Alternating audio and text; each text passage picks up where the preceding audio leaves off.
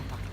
Egun hauetan esaten ari gara, maiz gainera esaten ari gara, badirela modu ezberdinak, iruindarra izateko nola izan behar dugun ulertzeko, eta modu guztiak, modu anitz, horiek dira guztiak baliagarriak eta denek aportatu egiten dute.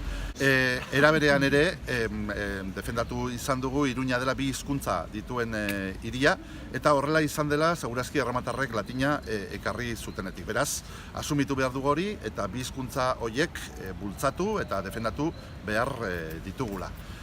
Legealdi honetan eta Iruñeko udalean martxan jarri dugu udal araudi berria, ordenantza berria, eta ordenantzak bi helburu nagusi ditu.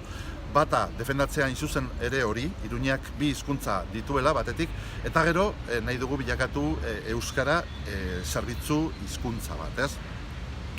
Bestalde batetik ere saiatu gara aldatzen UPNren politika nun Iruñeko udal izendegian euskara izkutatu egiten zen, eta guk agerian jarri dugu, eta baita ere parekatu dugu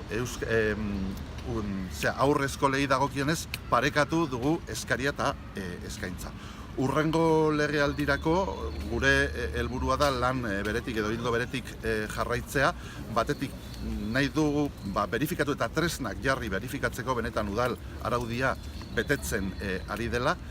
Importantea iruditzen zaigu baita ere hiri paisaia, baita ere elebitasunaren printzipioetatik eta indarrean jartzea, eta hirugarrena Iruñeko euskara udal zerbitzua behar bezalako baliabide ekonomikoekin dotatu nahi dugu. Horiek dira guretzat lehentasunak urrengo legealdirako.